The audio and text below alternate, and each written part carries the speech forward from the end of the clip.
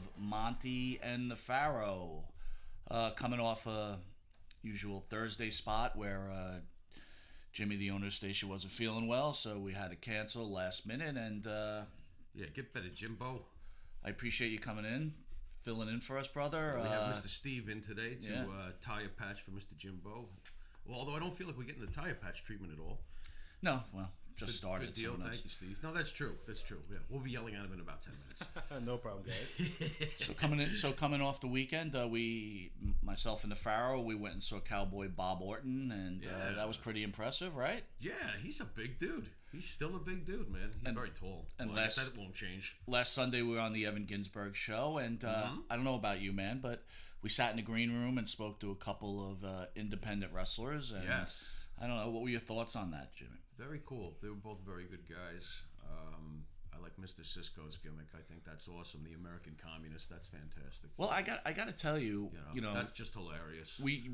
Again, we're not big fans of the independent scene, but Cisco and he just seemed like an old school guy, and he really impressed me. It almost made me feel good about the independent scene for a bit. And Marconi is as big as a house. He's a big dude. So, yeah, both very nice guys, and I wish them well. And Nia Kennedy, I guess she manages Cisco. I watched her interview after we had left, and she had quite the background with with the history of wrestling. She was another impressive person. Yep. So again, maybe there is maybe there's hope for the independent scene with people like that around. Right? I think there's always hope for the independent scene, and I don't think we're enemies of the independent scene. I just think that we tell it like it is, and sometimes it ruffles feathers, but that's the way it goes, And besides this being a Super Bowl Sunday edition, Mikey, this is also a Royal Rumble edition that we would have liked to have gotten in on Thursday, but hey, better late than never. A little behind, a little behind. That's okay. And the Royal Rumble, I thought, was excellent overall. What do you think about that one? So speaking about the Rumble, I got to tell you, I got a bone to pick. These haters that just constantly hating on. I mean, that entire weekend was a fantastic weekend. NXT was unbelievable. The Rumble, for myself, we spoke about this, was maybe the best Rumble I had seen. I can name 3, and it was probably in the top 3. And for people to sit there and hate on matches or not to give credit, I mean, the women's Rumble I thought was awesome. I thought both Rumble events were very entertaining. And I really, for someone who's not big on the women's division, I really enjoyed the women's Rumble. I thought it was very, very entertaining. Both Rumbles were excellent. And to my shock, we actually saw Nakamura's hand raised at the end of the men's Rumble. But we'll get to that in a bit, you were saying. But, they gave us everything we wanted, right? With the men, you had Rey Mysterio show up. You had a lot of surprises. The match, with the 3-man band there, right, getting his ass beat for 15 minutes, right? I thought the men's Rumble was awesome. Heath Slater getting pounded on by everybody. I thought that was great. That was hilarious. And very funny side note to the whole Rumble event itself. Then people are upset. Some people are putting down that they're upset that the women's should have been before the men's. Oh, the women's was the main event, man. Why is this such a big deal to people? I mean, I'm not the biggest women's fan of the division either, but I had no problem with this being this was a look, and I don't even like to say this because they say it all the time to us, but this was a history-making match here. Of course it should conclude this show. It wasn't a minor deal. It's a big deal, whether I'm a big fan of the whole thing or not. I think that Rumble match was excellent. And I have no problem with it closing the show. I guess my point is, don't hate just to hate. And Ronda Rousey coming out. I mean, they gave you. Listen, cool. for a long time, they finally gave you exactly what you wanted. Pretty much, right? Yeah, I have no issue. I really thought it was good. Why don't we go over some of the points during the whole night of the Rumble, if we can?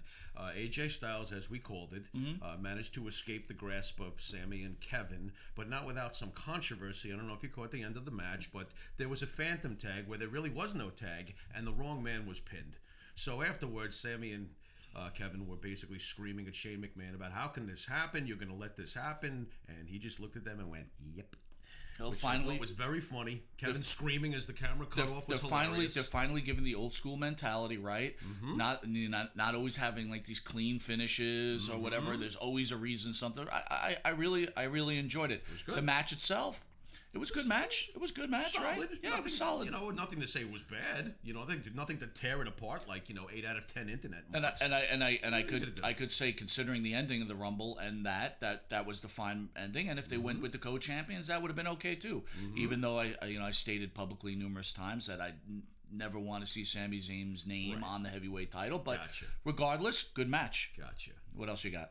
Well, as we moved on, I thought it was cool that they booked it this way, but the Usos took 2 straight falls over Benjamin and Gable, and that surprised me. Yeah, surprised me too. Yeah, I like when they do that sometimes. Why does everything have to be 3 complete falls? I thought that was good.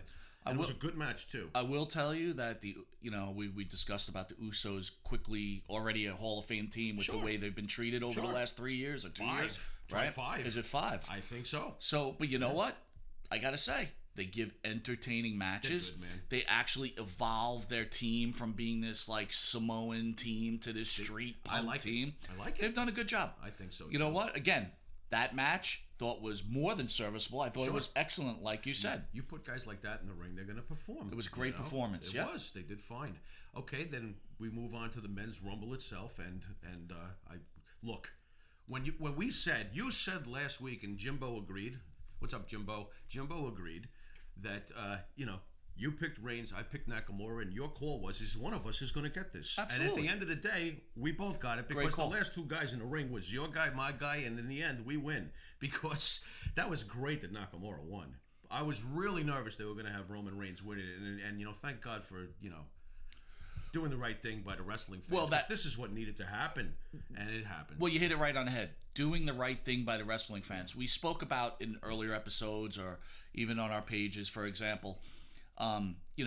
Giving the obvious. Sometimes it's good to give the obvious, and not that this was the obvious. Okay, not really. Reigns was probably the obvious, right? But when you brought it up last week, well, actually 2 Thursdays ago, it was definitely a great call. I mean, and they gave the fans what they wanted. Now we've discussed later on. Be careful what you ask for, because Land of the Rising Sun on both ends have. And we kind of disagree, we kind of agree. They can't speak. They have no mic skills. It won't translate for the WWE. So, go ahead. Your point on that? Well, we discussed this, and my whole point was that, yes, they are both challenged with the language, but they do have one thing in their approach when they do promos that a lot of these people who are on the roster and have fluid English-speaking capabilities don't have. They both have very good delivery. They know how to deliver what they're limited at speaking, but they deliver it very well. Like, for example, Nakamura. AJ Styles. Knee to face. That's all you got to say. And it's actually funny, and the crowd responded. It's like they do respond, and at the end of the day, isn't that what it's about? The fans do respond to Nakamura when he speaks, because his timing is good. And the same thing with Asuka. The language is limited, but the timing is good. They have good delivery. But my point is that this will only translate for so long. I agree. It won't, it's not meant for the long haul. So I think it's great to have, look. Do I think both characters have staying power? Yes, I do. Do I think that after a while it may get tiring? I think it's very possible. I understand your point. I know we haven't spoken about the women yet, but I will say that Asuka has more staying power than Nakamura in the WWE. I'm not saying that Nakamura is not a great wrestler. I'm not saying that his mic skills. Look, to be fair, Asuka is much younger than Nakamura. Nakamura came here basically in his 30s, so he's got maybe a 5-year window. Asuka could be here for 10 to 15 years. Wouldn't you think it would make sense to give Nakamura a representation, a voice to speak for him? Again, I find him very entertaining. I understand that his language is limited, but his deliveries are awesome. And this was his deliveries, by the way. In Japan also, he still had the same manner of delivery. I couldn't understand a word he said when I first became a fan of him in New Japan, and it didn't matter. He drew me in. So he does have, look, I understand you're not naturally a fan of his. I actually turned you on to him and showed you him a couple of years back. Right. I'm a fan of his. He draws me in. He has it factor to me. So even with the limited challenge of vocabulary, the guy's got the goods. Again, I agree with you. He's older than Asuka. He probably has a 5-year or so window here before, if he decides to even stay here for 5 years. I think he's going to go back home in a little while, to be very honest, and call it a career in Japan. I will tell you this.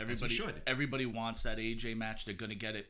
Boy, oh boy, the haters will be out. Those two better perform because the haters. Wait, you know what the funny thing is? They'll all love it. If they'll sneeze at each other, they'll love it. You know what? That's exactly. If they don't even perform, people will love it just the fact because it's AJ and not Nakamura. You know what's going to be funny?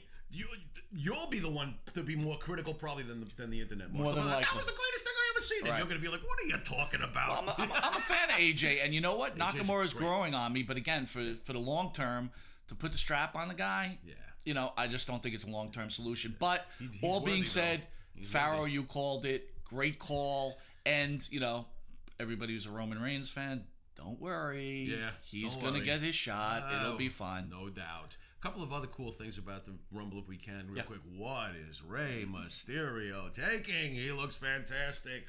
What was that? Look great, man. He looks amazing. Look great. Is he coming back?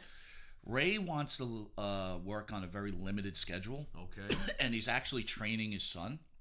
Okay. So I think the WWE definitely heard the pop for him. And, you know, there may be a future for Ray in the company. I will tell you this. Very interesting. You know, everybody knows last 2 months ago they let go of Jim Johnson, who was the writer for all the wrestlers. Right. And they've given the writing to another company. What's the name of the company? I'm sorry. It's Sunday morning, right? So I can't remember. Long story short, so now we're into chanting theme songs where crowds, you know, the crowd could just get along and chant along type of deal. Right. That being said, that Rey Mysterio coming out to that song, like hearing that music, right? It's just like, talk about identifying music, right? If you heard that anywhere, any wrestling fan knew exactly who it was, right? But yeah, Rey Mysterio looked like a beast. He was tan as hell, right? He looks amazing. Yeah, just his conditioning, everything. Zero body fat, basically. Totally ripped. He looked great, and he moved around like he always did, so it's good absolutely. to see him back. Spot number 30.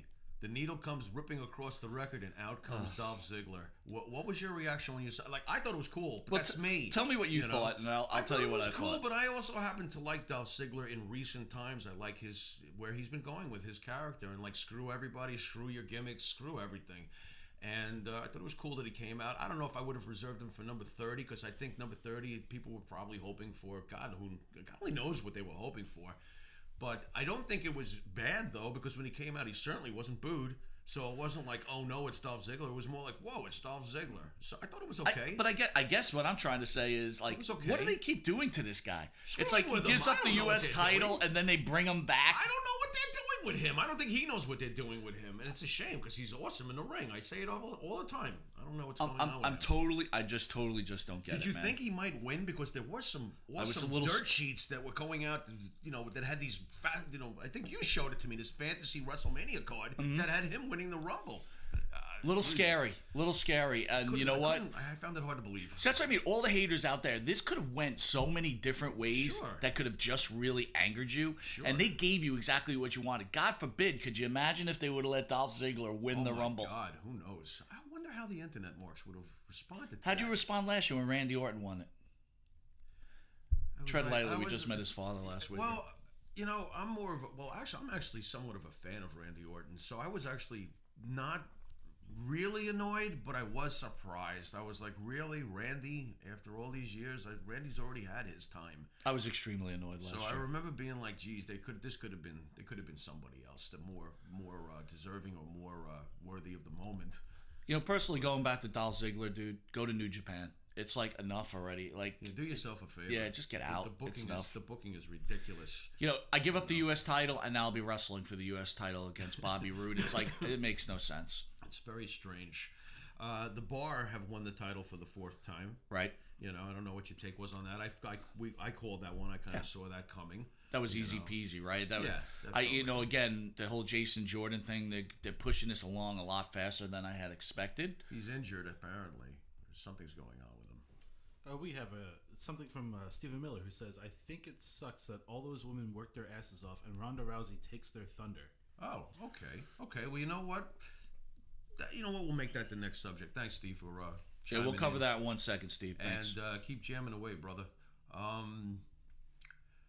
Yeah, you know what? Let's just go to the. Well, you know, just to stick on the Rollins Jason Jordan deal. Okay. I love the matchup. Jordan's run me over. I feel kind of won me over. I feel kind of bad for Seth Rollins. I think they've done a poor. He's really going into oblivion now, right? He's lost without the Shield. I think Rollins is going to wind up. Now we have different ideas on this, but I think Rollins and Roman Reigns are about to enter into a program against each other, which is what I want to see. I actually do want to see that. I think that would be I know good. you mentioned that to me. I mean, Roman turned and chucked Seth out of the Rumble, and yes, there was this acknowledgement like, "Hey, brother, rules are rules, and everybody for himself." But I don't think this is going to slide with Seth. That's a Rumble moment, man. That's a Rumble moment. But I also think it's a seed, and I think that somewhere down the road it's going to be planted and explored, and I hope it is. I can see those two at WrestleMania, Reigns versus Rollins. I can see it. I think it would be good. Okay, we also had Lesnar retaining as you called it, I called it, but you called the exact pin. There goes Kane.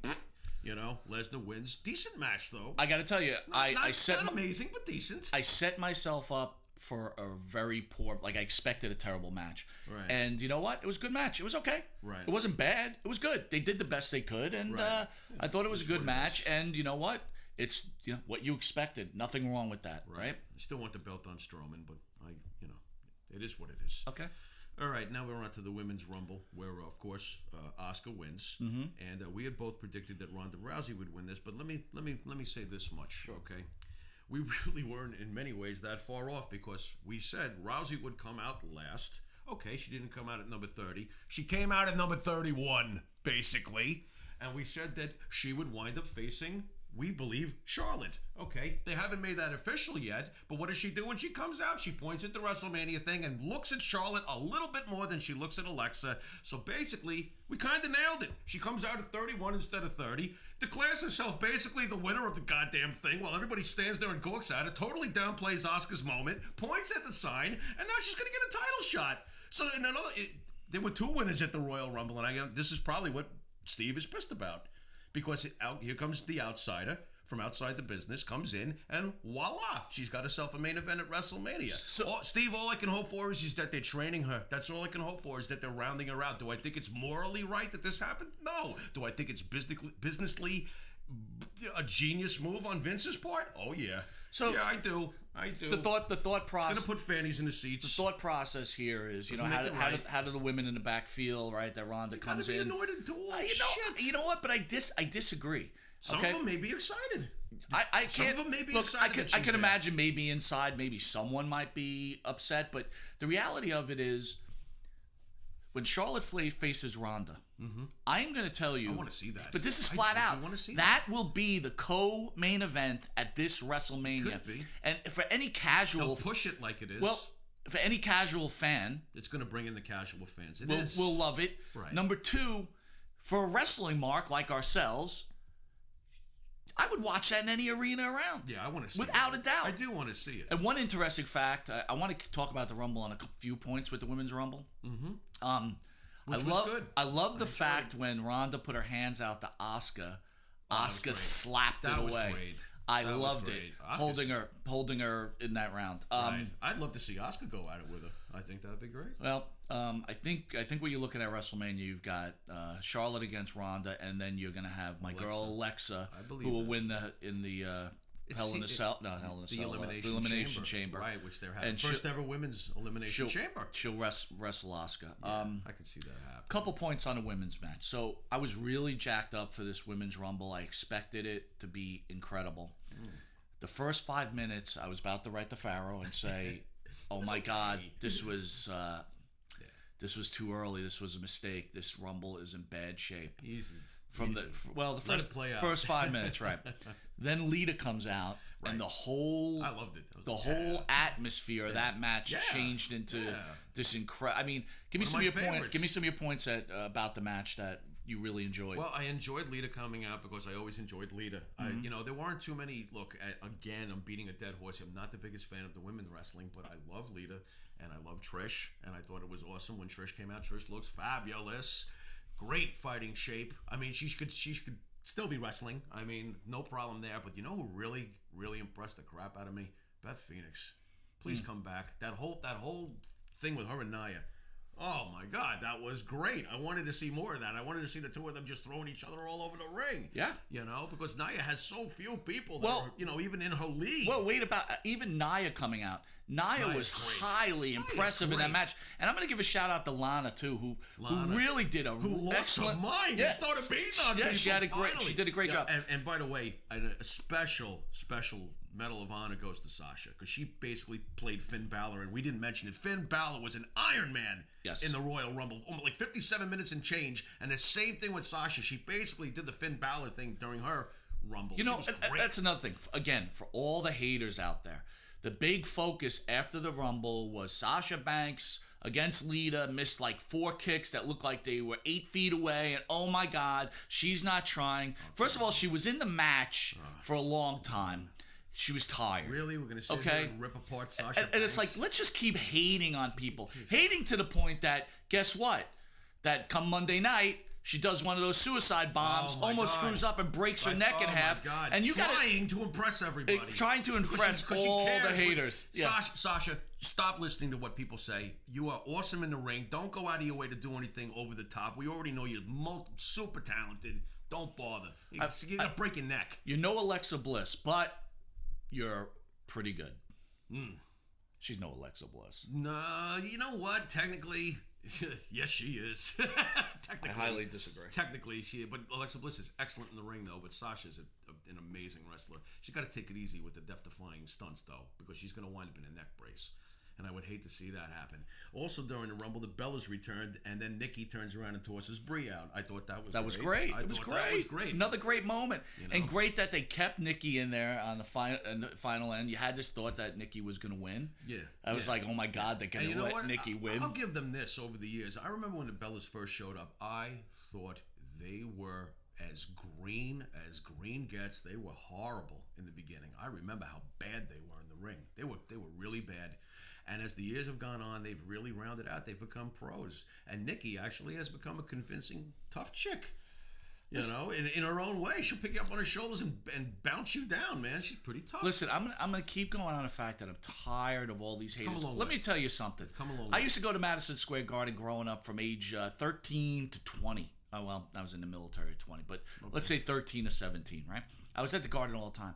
I saw, people talk about the matches they saw at Madison Square Garden. Look, I saw Morocco against Backlund in a 1-hour Broadway, which to me was, at the time, was one of the greatest matches I had ever seen. Okay? If they did a 1-hour Broadway now in that type of wrestling match, people would be tearing that shit apart from the minute one. It's like, wrestling has evolved, but there comes a point, it's like everybody's got to be so negative all the time. Yeah. Look, here's the deal, guys. Oh, well. You know what? People talk about Snuka Morocco. I was there, front row. Snuka Morocco. Great match. But guess what?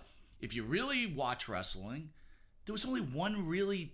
You know why that match was great? Because Jimmy Snuka went to the top of a cage and jumped on Don Morocco. Which at the time was which was the trendsetter.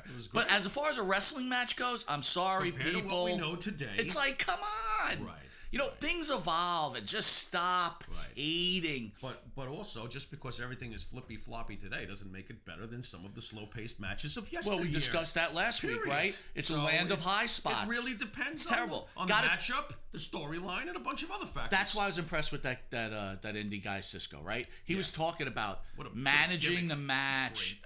To me, it wasn't just a gimmick. He was speaking about how he manages the match, and he tells the story. Yes. Totally, I'd never seen the guy wrestle. But he's a different kind of wrestler. He's into the psychological approach more than the check my 5,000 flippy floppy moves.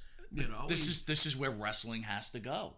Well, it's where some of it should go. Yeah. Some of it should be flippy floppy, but quality flippy floppy. Listen to this flippy floppy. What do I know. It's funny. Anyway, let's move on to Raw because we have so much to cover here today, guys, but we want to make sure we get it all in. Jonathan Coachman has left ESPN. There he is on Monday Night Raw. Any thoughts on him? Because he played the third wheel. He was very quiet most of the night. Well, you know why he was quiet? I don't know if you caught this, but did you watch Mike? No, Michael Cole got pissed off at him. I don't know if Michael Cole was angry with the fact. Booth. Well, I don't know if he's angry because Coach came on, I don't know. But watch that clip. If anyone didn't see it, there's a point where Cole gets annoyed. Cole gets really loud with him, and Coachman just shuts up most of the rest of the night. Wow, very interesting. I'll have to go back and check. Good Talk call. about Good bullying, catch. right? Yeah. Well, Cole is the Vince McMahon of that booth. Of course, he probably has Vince McMahon screaming in his ear, but that's okay. I don't know if you caught it. Speaking of announcers, they have that big giant platform, and Braun Strowman loves to tip things over, so he basically picked up the platform and flattened Kane with it. I hope this is the end of Kane. I think this is the end. Of Kane. Can we hope? This is the end.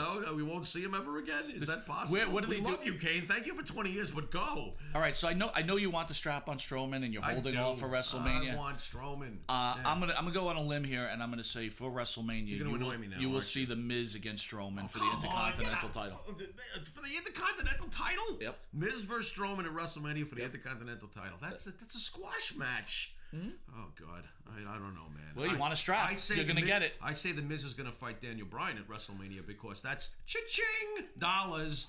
Anyway, or it could be speaking of the Miz on Monday Night Raw, he retains his title against Roman Reigns. Now beats him for the second consecutive week.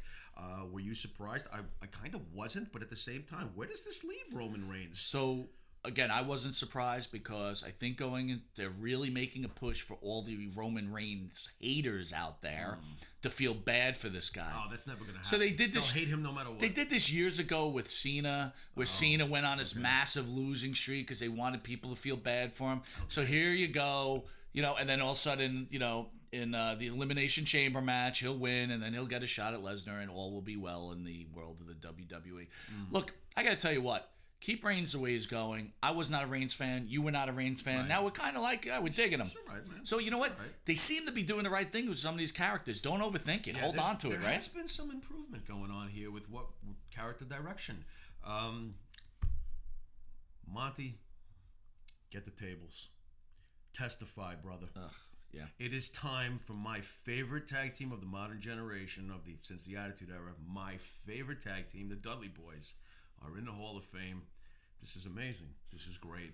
And I love this class so far. I'm sorry if it's not You love the class? Goldberg and the Dudley Boys? What do I have to complain about? They're both awesome. They're both from the Attitude Era, the Monday Night Wars. They're both deserving. Who's going to sit here and bitch about this? No, I'm not saying bitch about it, but love it. The fancy? I love it so far. I think these are two very worthy picks. They didn't make wait forever. You knew it was coming. This is not a surprise. No, it's not a surprise, but it's still awesome. I'm thrilled. Hey, by the way, this is the first ECW guys. Yeah. Well, let's downplay what's going to happen. But Mark Henry is going to be in it, and so is Ivory. So Mark Henry will be in the Hall of Fame. Well, I think this year. Will be too at some point. No, this year he'll be inducted. That's interesting. I will say this about the Dudley Boys. You can't argue it. You can't. But again, when you got Demolition hanging out there, that's a whole. It's nother, like, wow, that's a man. Whole other story. Stop it already, Vince. Please, Vince. You listen to us with Nakamura, please. This is not good for your image, Vince. Put Demolition in the Hall of Fame. Longest reign in the damn history of the company. And no, I'm not fooled by the New Day reign. I'm not. Put them in. I mean, unbelievable. Look, probably as far as titles go and their experience throughout all these different wrestling organizations, there's no doubt the Dudleys should be in. But I think I can name about 8 teams I'd rather see in before them. Well, okay, that's personal. That's a personal preference. Right. I understand that. That's fine. But yeah, you can't downplay the fact that both Goldberg and the Dudleys should be in there. I will tell you though this: you will be hearing me bitching when Mark Henry gets put in as an inductee. I understand. This is like, come on already, enough. That I understand. There's so many more deserving people. I completely get. Well, we did cover Sasha almost breaking her neck. Did you see that John Cena has defeated Finn Balor, which was in the main event of Raw, and now he qualifies for the Elimination Chamber match. The winner faces Lesnar at WrestleMania. Right. So what does this give? Does this give Cena a shot at Lesnar?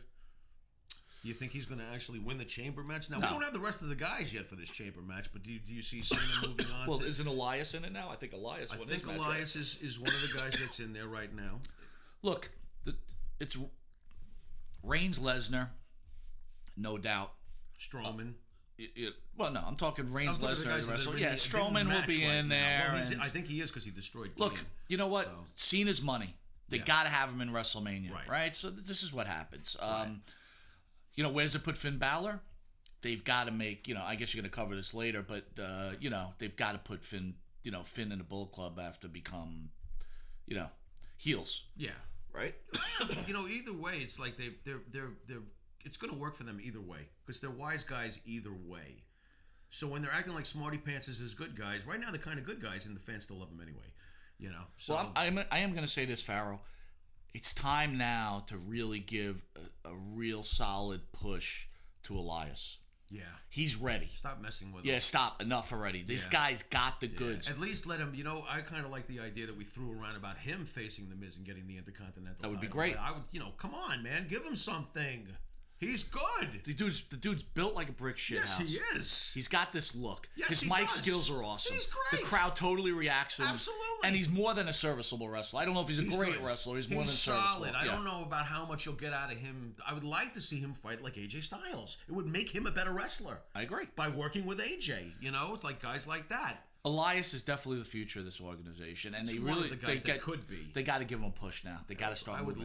like them to do that, but we'll have to see. Let's switch on over to SmackDown now as we go on with this very busy week. Kevin Owens and Sammy are basically now falling apart because Daniel Bryan. It's funny. Daniel Bryan was basically seemed to be on their side this whole time, but now after this controversial finish to the match over at the Royal Rumble with the Phantom Tag and the wrong guy being pinned, Daniel Bryan has decided, fine, you guys want another shot at AJ? We'll determine it by having you two fight each other. So now they have to fight each other, and it's already starting. They're already starting with each other, which is a shame to me because, It's WrestleMania filler, man. What is it going to be? Cammy? Cammy. I did it. I did the AJ style. Cammy. Is it going to be AJ and, Sammy and Kevin fighting each other at WrestleMania? Is that, like in a rematch or something? What is this? I don't know where this is going.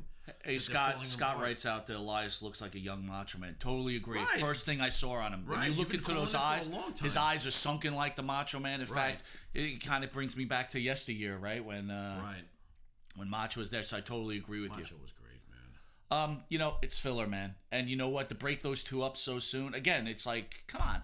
You got to figure, you know what? They shouldn't break them up. Put them in a tag team match. Put them against the Usos. I don't know. Do something with them. You know what? Kevin Owens and Sami Zayn could easily beat the Usos for the tag. And would you want to see that match? Yeah, I would. We don't always have to break everybody up. Right. It's like, people in life do have arguments and people don't get along all the time. I mean, it's it always it happens with everybody. So but we're not going to get Kevin and Sami against the Usos, but we are going to get the Bludgeon Brothers. Because they came out and had the little stare down, and it's going to happen. The Bludgeon Brothers are coming for the Usos, and you know what's going to happen. The Usos are going to lose to them. The Bludgeon Brothers are going to be They're tag team champions in that stupid outfit. They're going to destroy them. They're going to hit them with those big mallets, and it's going to be the end of that. All right. Well, I'm dead set against it. Dude, that's the cartoon gimmick of all time, the Bludgeon Brothers. I love those guys. They are ridiculous. What else we got? Well, we have Carmella almost cashing in. Yeah, when's that coming up? Did you see what happened? No, fill me in. She came running out and she tried to cash in, but then the referee got knocked unconscious and he wouldn't come to. By the time he came to, Charlotte was awake and ready to kill her. So she ran away. Grabbed the suitcase. Not today, which I thought was hilarious. I'll tell you what, I'm taking Carmella. That case forever. I love it. Yeah, Carmella. Almost as long as Rollins. Remember how long Rollins held the case on for? Didn't Ziggler hold the case forever too? Yeah. It's kind of funny. He held a briefcase. And then, do you think that Cass is going to eventually come out with Carmella? Because Cass now has no career with that. Well, they broke their personal relationship. They broke up. They break up? Yeah, so wow, Cass first Enzo and then Carmella. Boy, oh boy, Cass. Yeah, maybe how you do it? Maybe he'll do the Enzo shtick. Yeah. Rusev is the new #1 contender to Bobby Roode's U.S. title after he won the Fatal 4-Way match at SmackDown this week over Jinder, who I thought would probably win. Kofi Kingston and Zack Ryder, in other words, two fill-ins. I don't even know what they're doing in the match. Yep. But Rusev is so unbelievably over. So they'll probably get, I got to tell you, the U.S. title and Bobby Roode go together well. Don't they? You know what? And, I don't want to talk about the mixed tag team matches because it's really not that important. But, like, Roode and Charlotte they just look, Richie, upper echelon, right? Yeah, high. Oh, that's a great team, right? By the way. I think that's a great pairing. So, if the WWE gives the fans what they want, Rusev will win the belt. Does he beat Roode? I don't see it. I'm kind of torn, right? I know that fans love Rusev. I mean, we're getting ready for WrestleMania. Is Bobby Roode going into WrestleMania with the belt or not? I would think he is. It's a tough call, man. I don't know which way they're going to go with this. I don't know which way they're going to go with it. Maybe it'll be an inconclusive thing, and they'll have a rematch at WrestleMania. That's possible. I can see that. It's a lot of things that could go on. Yep. Well, speaking of the mixed match challenge, I don't know. Have you watched any of this? I figured this is right up your alley. I saw Braun and Alexa. They were awesome together. They are awesome together. I mean, that was actually kind of an enjoyable match. I'm enjoying it. And I kind of like the shtick they got, like, with her flirting with Braun and making him embarrassed, and he's getting all red-faced. It's hilarious. The throwing sight of him some picking sexual her up on his innuendos shoulder at and it. posing and stuff. It's pretty good stuff. Kind of funny. They complement each other in a very bizarre way. The WWE is doing some really innovative stuff. Creative. And and you know what? There's some fun behind They it. get no credit for it, though. No, they don't. Because, again, I went to pick up the Pharaoh this morning. Only those once a month pay-per-views are creative. Well, I went to go pick up I guess it's just the whole entire world. So I went to, because we drive in together, if anyone doesn't know. So I pick him up, and I'm sitting in the parking lot, but my car actually happens to be faced the wrong way in an empty parking lot. And here comes the grumpy old man story. Here comes this a grumpy old man. Fucking old man, all angry with his 2 bags of McDonald's, running around, screaming at me that I'm fucking. We came to the shows. I'm facing the wrong way. And then he gets his car and he's honking at me. Well, it's all your fault. You're facing the wrong way. You're in the wrong. And Citizen Sam is going to correct you. But it's just like people are just... Citizen Sam. You know what? You know what the problem is? People feel empowered. You know why they feel empowered? Because now they know they could say whatever they want without getting their fucking ass beat to the ground. Pretty much. It's like, you know what? 30 years ago, that guy gets clocked in the face. Exactly. 30 years ago, you get slapped across the face. It's like, you know what? It's like, you're not the police of the world. Especially, you're not the parking lot police. Oh, my God. But yeah. Yes, he was. Well, but it's like everybody feels like they could say and do whatever they want. There's no repercussions of what they do. It's like, you know what? You don't have to start my morning all fucked up. It was an empty fucking parking lot. And it's like, are you fucking kidding me right now, dude? There you were, interfering with his idea of a perfect world. But what are you doing? But this, this goes on to, some nerve. You know what? It's not good unless you're just tearing it down, and you're just tearing it down. You know what? Also tonight, after the Super Bowl, This Is Us. That would you stop huge with this episode show? is I can on. hear Jim from home calling you all sorts of funny names right now. Jim really isn't sick. This is my theory. All right. Jim has been power watching. I thought Jim was sick when he was healthy. What are you talking about? He's been power watching. This Is Us, getting ready for tonight's episode. Power watching. Yes. So he's got watching this show. That's right. He's doing God. season 1. He's almost through season 2, and he's not even here to defend himself. Well, that's not. You know this is what's happening. Dude, I got the flu. You sound like you're crying. Oh, This Is Us. You don't on Hulu. You don't understand. They just adopted this kid. Are you watching This Is Us? No, man. I'm sorry. I was watching Bionic Man. No, I'm watching other shows. Yeah, exactly. Right. But he'll be ready for Thursday. And you haven't watched. I'm really disappointed in you. Shows to watch. Okay, I like horror and sci-fi. I usually don't get into stuff like This Is Us. I got too many other shows. Steve, absolutely agreed. I understand the appeal, but it's not for me. Have you tried it? No, I haven't. So but now you sound like everybody else out there. No, he doesn't. How do you understand? He's just not into it. Wait a minute, hold time. If I want to cry, I'll look at my bank statement. There you go. I'm just saying, my life is a tragedy without someone else's. You know what the weird part about that show is, right? So it's got sad points that you cry about. Like you said, you don't want to cry. But then the family is such a great family. You cry because you realize your life sucks because your family isn't like this family. So even the good parts of it, you cry. You cry the whole time. Hell tunes in to find out their life sucks. I don't need to find out from a show. I mean, the mother and the father are the perfect parents all the time. This is wrong. That should be the name of the show. But how do you not give it a shot? Please tell me how you don't give it a shot. What, if you stop talking about it, I'll give it a shot. It's the same way I see God. like when I talk to people about Game of Thrones. I'm like, I really like Game of Thrones. That I do want to check out. It's at almost some point. It's almost over. It's coming to an end, and I'm like, you know what? You should check it out. This is a really good time for you to check it out. And people are like, I don't want to. Why not? Oh no, everyone's talking about it, so I don't want to do it. And I'm like, that's not like a good reason. Like, if you're like, oh, I just don't like fantasy stuff. Okay, totally understandable. You don't like that. I'll give you why I didn't watch Game of Thrones. I got into it too late, and it would have took way. I don't have that amount of time to put into something. So it's like, I'd have to spend like 2 full weekends trying to get all caught up on it. So that's the reason I haven't done it. I get why people like it. I mean, it's got sex, right? Most important thing. It's got hot women. Another most important thing. It's got dragons. Who doesn't like fucking dragons? It's got your checklist: sex and hot women and dragons. And the dragons would matter to you. You can't beat that, right? Well, the good thing is at least you have the last season doesn't air till 2019, so you got a year to catch up and to understand. And the crazy thing is, like, you'll see all these people and all their names, and you're like, that's a lot of people, but that list dwindles down real quick.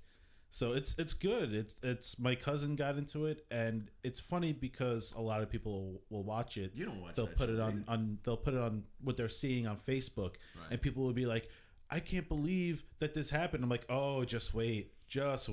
Gets worse. See, that's the other thing too. Is like I want my life to be pretty standard. I can't handle like a lot of ups and downs.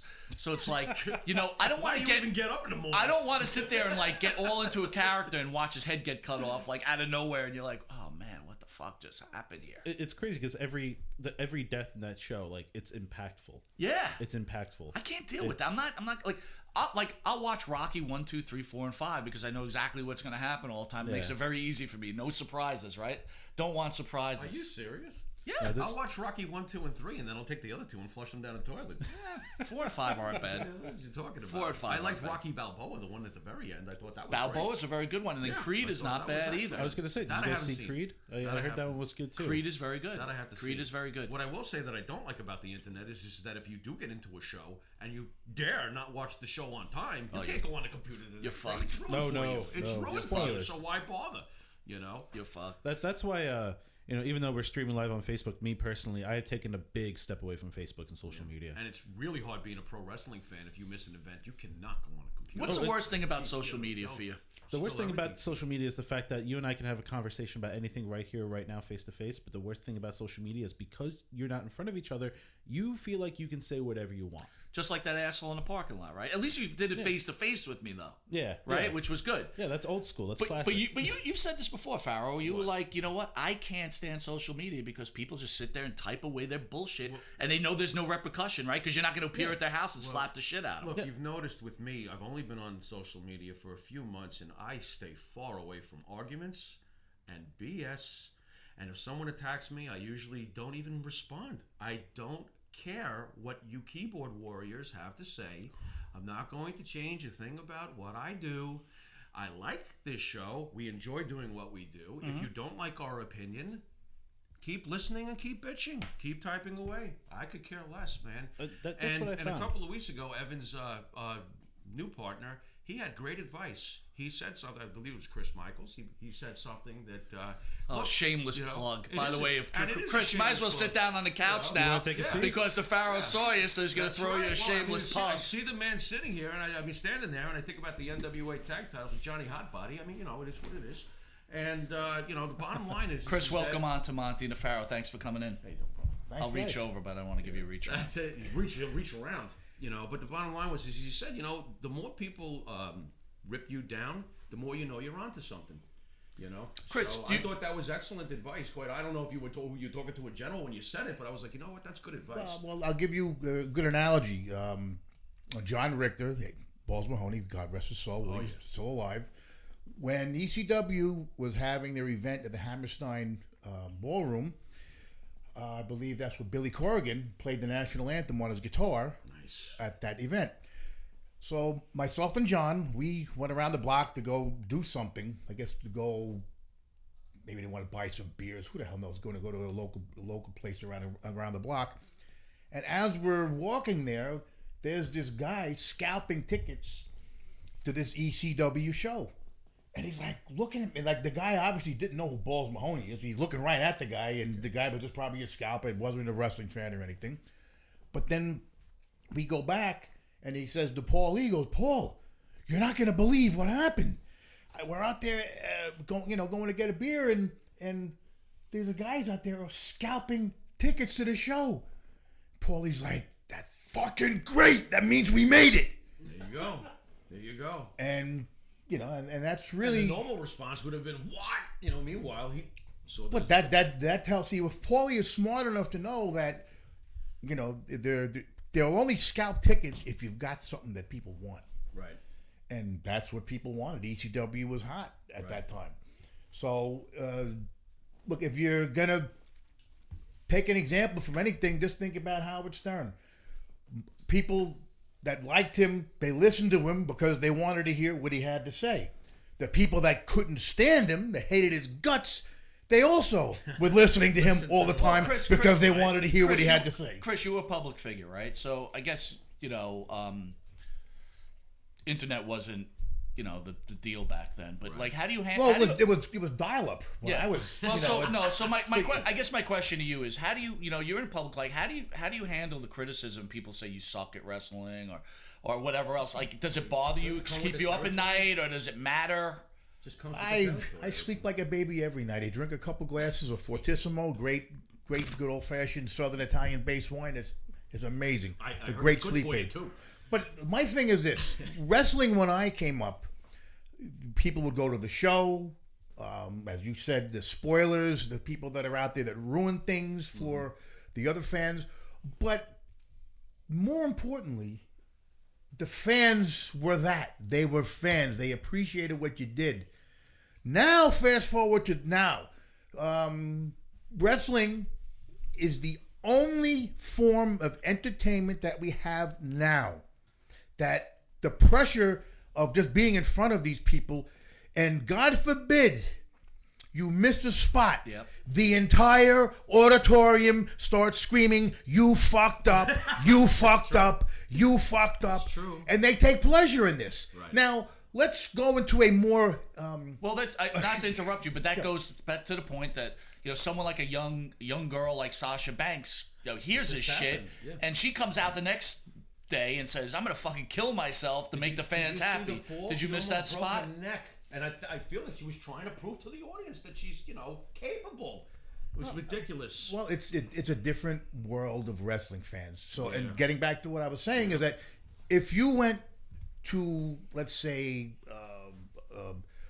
Ice Capades, or you went to see the Rockettes, or you went to go see Hello Evan Hansen on Broadway, if someone botched their lines up, does the entire theater get up and start screaming, "You fucked up"? That would be no, so funny. They don't. And that's because a lot of the fans, and see the shirt that I'm wearing right now, if kayfabe wasn't dead, right, the wrestling business would still have some legitimacy to it. Right. Because the fans now come and critique your matches, I'll slap you in the face. No, but there's the point. Back in the day, and this is a true story, right? I told you a story. I went to WCW. Yes. And there was no one there. No one. Me and a bunch of guys from the Army, we sat first row. What year was this, please? It's got to be 88? Like 88, maybe. Okay. And it was quite the card, right? Sting was on there, Michael Hayes. Okay. I think Flair was even on there. I'm not sure if Flair was on it. But anyway, I digress. If you piss these guys off, they would have came out of the ring and slapped the living shit out of you, right? And it goes back to what we were saying before. People feel like they could say what they want to say, and there's no... Look, everybody should have a voice without being physically assaulted, but there comes a point where it's just enough is enough. Well, that's the occasional point. Wrestler gets annoyed and does slap someone. It happens. Well, things have happened. I mean, you jump over that barricade and decide to get inside those ropes. You've taken your life in your hands, because I know... Did you ever have anything stupid like that happen? Where a fan jumped in during your match or anything? I could say I'm fortunate enough not to have had that, good. Because back in, I guess, when I was doing a lot of the ECW stuff, they're not gonna. Those people were just happy to sit there and watch you bludgeon yourself with chairs. Right. But even when I was going through Brooklyn during my independent run doing wrestling, Tommy D, for people that know anything in Mick Foley's book, Tommy D was one of the guys that helped break Mick Foley in. Working, setting up the ring, doing wrestling, whatnot. He would do shows, and there was a guy by the name Bodyguard for Hire. He was a local guy in Bensonhurst, Brooklyn. Big guy, big strong guy, played roller hockey, tough guy.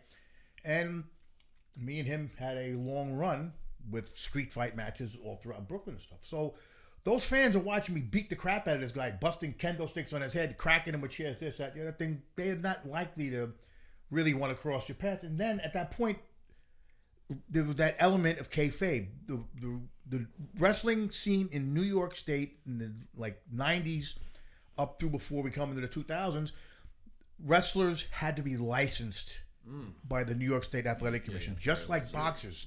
You had to get fingerprinted, you had to get EKGs, you had to get tested, and more importantly, you had to have a letter of recommendation from a legitimate wrestling school proving your competence to be in the ring to participate. Chris, when did this stop?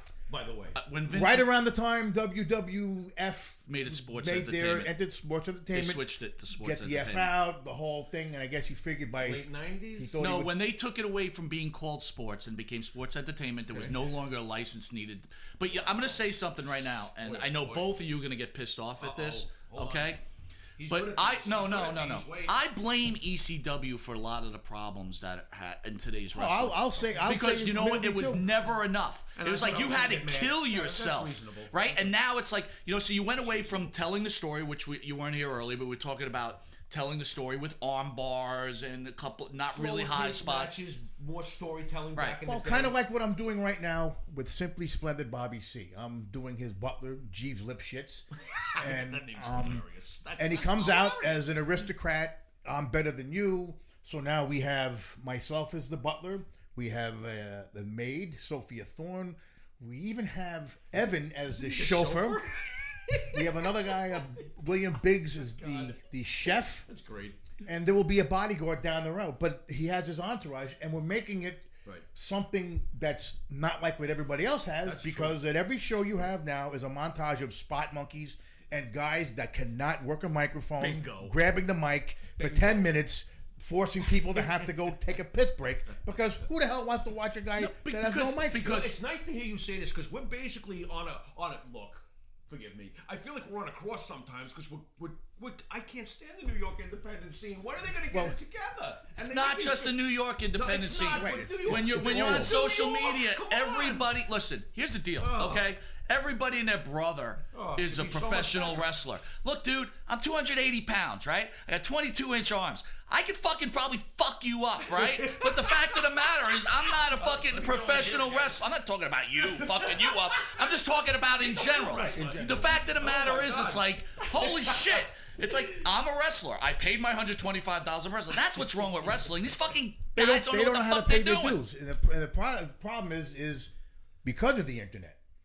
When I was getting my thing going, you had to get a videotape. You had to send it. You had to go to the post office and mail it. Now the guy, let me send you my YouTube page, and they just want to have highlights and spots. The ECW change you were mentioning before, because they just wanted, before it became an afterthought. Eddie Gilbert was the booker before Paulie took over.